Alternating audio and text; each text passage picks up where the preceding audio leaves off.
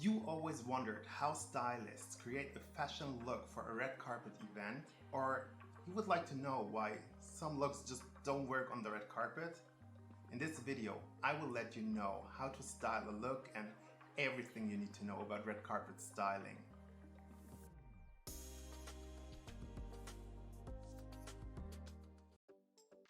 Hey, hello, welcome to my YouTube channel. I am Dominic, and in this video I will give you a closer look behind the thought process of creating a red carpet look for celebrities. If you are interested in more fashion topics, please don't forget to subscribe to my channel.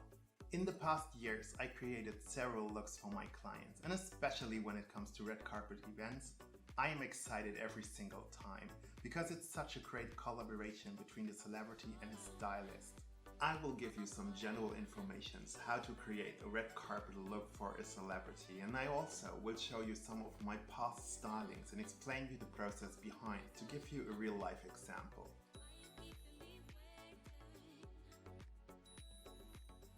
When it comes to red carpet styling, the first thing you have to focus on is the person you will have to style.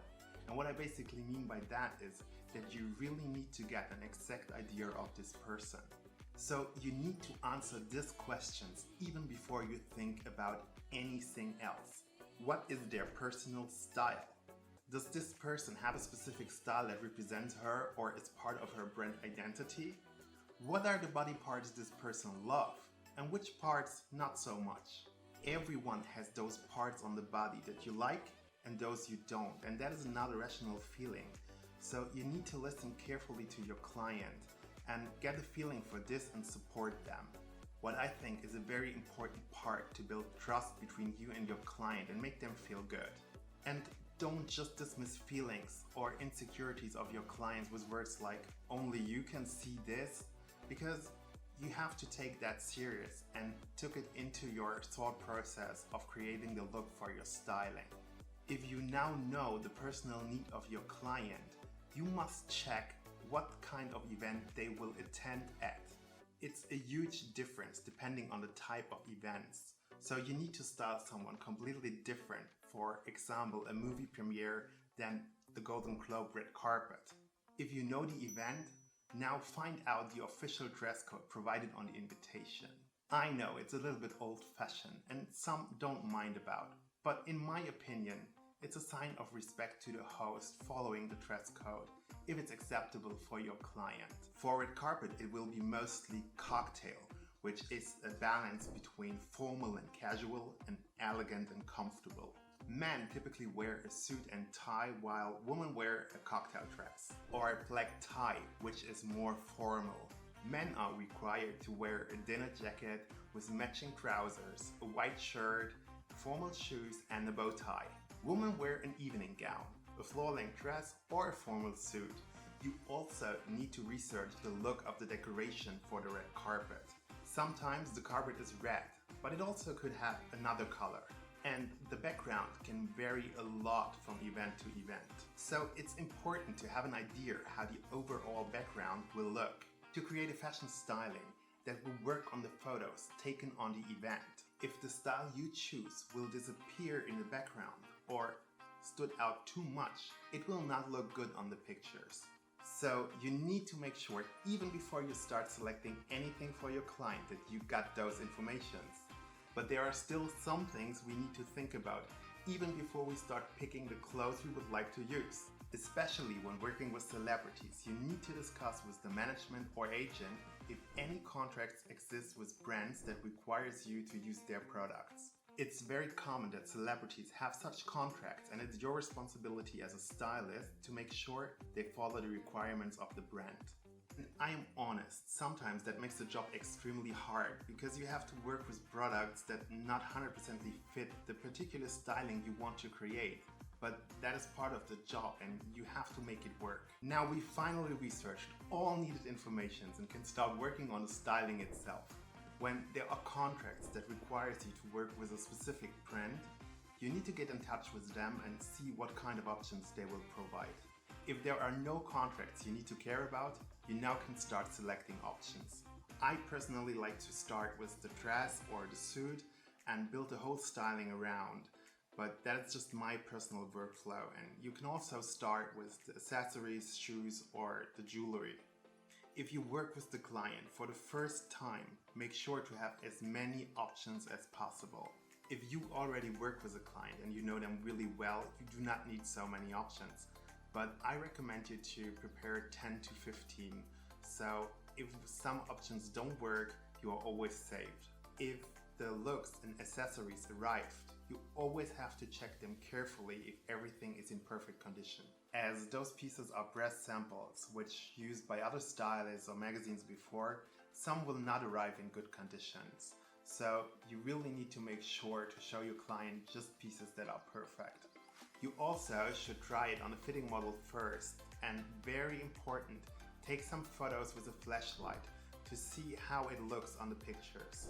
Some materials will turn transparent when they got photographed with a flashlight, and you should make sure that will not happen to your client while standing on the red carpet. When this is done, you will have the first fitting with your client. Make sure to create a welcoming and comfortable atmosphere for the client when the fitting will take place at your studio or at a hotel room. If you visit the client at their place or hotel room, please make sure to respect their privacy and just concentrate on the job. I recommend to prepare 3 gowns or suits with several options of jewelry and accessories, and keep up to 7 more options as backup. If the client is happy with one option, you now need to make sure the fit is perfect. Mostly small adjustments need to be made, so after the fitting you need to give the garment to a seamstress or do it yourself if you are able to. If you know the client and you worked before, you mostly do not need a second fitting now. But if you work with a client for the first time, or the adjustments was bigger than usual and there was a lot to do to make sure the gown is fitting well, I highly recommend you to have a second fitting to make sure everything fits for the day of the event. At the event day, you should meet the hair and makeup artist first, even before you meet the client, and discuss with them what kind of look you would like to create for the client. And so if the client arrives, you can directly start with your work, and everyone in the team can start to make the glam magic happen. As promised, I now will show you 5 of my previous red carpet stylings and give you some background information, why I choose those and the story behind. The looks I created for one of my favorite people on earth, the German actress Mireille Dumont. Her personal style is really dark and more like a punk rock glam style with a lot of dark clothes and black accessories and skull, and I really love that on her. But when it comes to red carpet, she really loves those ultra glamorous stylings and very rich embellished fabrics, so I always really try to give her something to stand out. The first look was for the Golden Camera Award, one of the biggest and most prestigious events in Germany. I choose this outstanding haute couture gown by Shadi Sadaline Couture, which just was perfect for Miriam. The atelier custom fitted the gown to Miriam's measurements, so it fitted like a glove. We wanted to keep a very sophisticated look, but gave it a little fun twist with the peplum.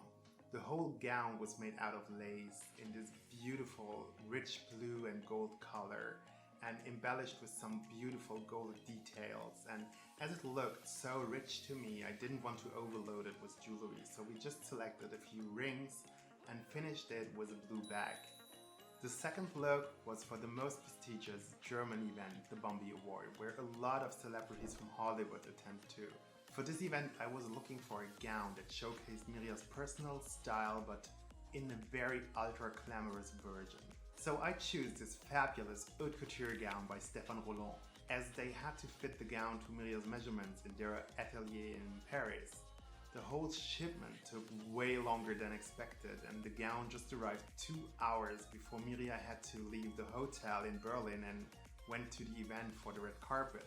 So I was extremely nervous if everything would work, but it worked and it arrived, and when it arrived I was so happy to see it in this huge wooden box packed like a piece of art. I combined the gown with a clutch bag and shoes from Louis Vuitton and jewelry from Chopard. Looking back, the only thing I would change is the hair.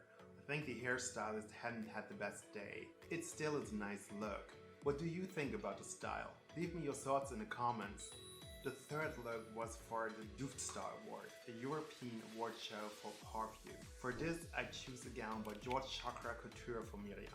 I directly fell in love with this gown because it reminds me so much on a perfume flacon, and I thought that would be the perfect fit for this event.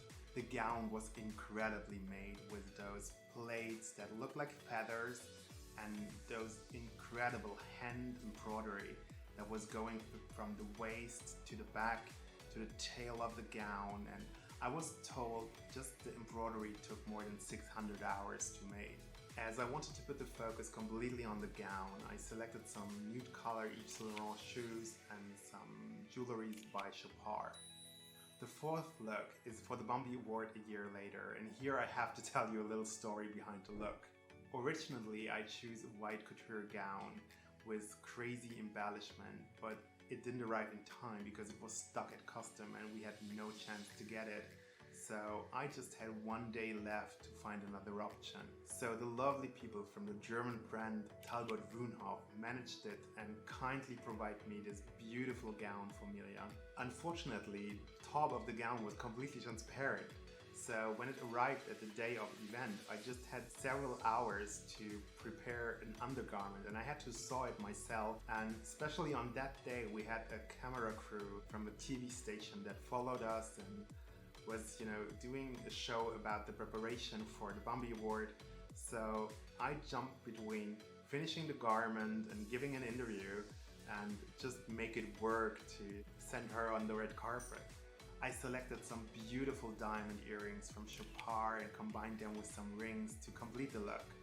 The final fifth look is one of my all-time favorites. For the GQ Man of the Year award, I choose this couture gown by Rami Khadi, and when it arrived, I simply was speechless. As I knew before the event a lot of superstars will attend and most of them would wear black, I was looking for color. So this rich blue gown was just perfect. The cut of the gown was the off-shoulder neckline, the ball gown skirt and the included corsage fitted Miriam just perfect. The whole gown was embellished with these silver paillettes and floral embroidery, which took us more than 1,200 hours to make. The only thing that worried me was the fact that the gown was extremely heavy. And you may do not see it in the picture, we needed 2 people to move it. So before we fitted it with Miriam, I was extremely nervous. But anyhow, she managed to wear it and it looked like it was nothing. Even if I know it was really heavy. So if you see the picture, I have no clue how she was able to walk with the gown, but she wore it for the whole evening. And I just used diamond ring from Chopard to complete the look and she was ready for the red carpet. What do you think about the looks and which one is your favorite look? So please let me know your thoughts in the comments below. I hope you had fun going with me through those looks and you may now know a little bit more about red carpet styling for celebrities. I will be back next week with a new episode with more fashion and style. So please do not forget to subscribe, like, follow and ring the bell. See you next week. Goodbye and auf Wiedersehen.